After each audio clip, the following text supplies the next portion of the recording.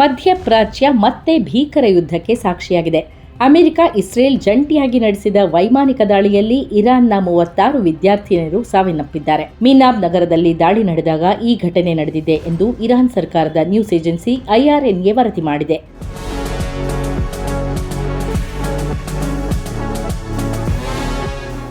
Bomb ದಾಳಿಯ ಸಮಯದಲ್ಲಿ ಶಾಲೆ ಮೇಲೆ ದಾಳಿ ನಡೆಸಲಾಗಿದ್ದು ವಿದ್ಯಾರ್ಥಿಗಳು ಸಾವನ್ನಪ್ಪಿದ್ದಾರೆ ಎಂದು ಇರಾನಿನ ಮಾಧ್ಯಮಗಳು ತಿಳಿಸಿವೆ. ಅಮೆರಿಕ ಮತ್ತು ಇಸ್ರೇಲ್ ಇರಾನ್ನಾದ್ಯಂತ ಹಲವಾರು ಸ್ಥಳಗಳನ್ನು ಗುರಿಯಾಗಿಸಿಕೊಂಡಿವೆ. ಸುಪ್ರೀಂ ನಾಯಕ ಅಯತೊಲ್ಲಾ ಅಲಿ ಖಮೇನಿ ಅವರಿಗೆ ಸಂಬಂಧಿಸಿದ ಕಚೇರಿಗಳ ಬಳಿ ಕೆಲವು ಆರಂಭಿಕ ದಾಳಿಗಳು ಸಹ ವರದಿಯಾಗಿವೆ. ಆದರೆ ರಾಜಧಾನಿ ತೆಹರಾನ್ನ ಕೆಲವು ಭಾಗಗಳಿಂದ ಹೊಗೆ ಮೇಲೇರುತ್ತಿರುವುದು ಕಂಡುಬಂದಿದೆ. ದೇಶದ ವಿವಿಧ ಪ್ರದೇಶಗಳಲ್ಲಿ ಸ್ಫೋಟಗಳು ವರದಿಯಾಗಿವೆ.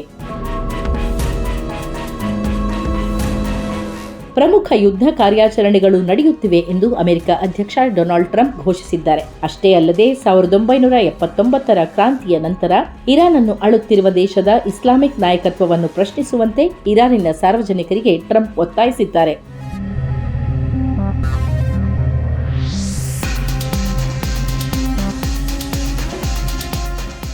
ಇಸ್ರೇಲ್ ಪ್ರಧಾನಿ ಬೆಂಜಮಿನ್ ನೆತನ್ಯಾಹು ಅವರು ಕೂಡ ಇದೇ ರೀತಿಯ ಮಾತುಗಳನ್ನಾಡಿದ್ದಾರೆ. 8 ತಿಂಗಳಲ್ಲಿ 2ನೇ ಬಾರಿಗೆ ಅಮೆರಿಕ ಇರಾನ್ ವಿರುದ್ಧ ಮಿಲಿಟರಿ ಪಡೆ ಬಳಸಿದ್ದು ವೈಮಾನಿಕ ದಾಳಿ ಮತ್ತಷ್ಟು ಸಂಘರ್ಷ ಹೆಚ್ಚಿಸುವ ಸಾಧ್ಯತೆ ಇದೆ. ಇರಾನ್ ಕೂಡ ಇಸ್ರೇಲ್ ಸೇರಿದಂತೆ ಒಟ್ಟು 8 ದೇಶಗಳ ಮೇಲೆ ದಾಳಿ ಮಾಡಿದೆ. ಇಸ್ರೇಲ್ನ ವಿರುದ್ಧ ಕ್ಷಿಪಣಿ ಮತ್ತು ಡ್ರೋನ್ ದಾಳಿ ನಡೆಸಿದ್ದು ಬಹ್ರೇನ್, ಕುವೈತ್ ಮತ್ತು ಕತಾರ್ನಲ್ಲಿ ಅಮೆರಿಕ ಮಿಲಿಟರಿ ಕಟ್ಟಡಗಳ ಮೇಲೆ ದಾಳಿ ನಡೆಸಿದೆ. ಅಬುಧಾಬಿಯಲ್ಲಿ ಇರಾನಿನ ಕ್ಷಿಪಣಿ ದಾಳಿಯಿಂದ ಬಿದ್ದ ಅವಶೇಷಗಳಿಂದ ಒಬ್ಬ ವ್ಯಕ್ತಿ ಸಾವನ್ನಪ್ಪಿರುವುದಾಗಿ ರಾಜ್ಯ ಮಾಧ್ಯಮ ವರದಿ ಮಾಡಿದೆ.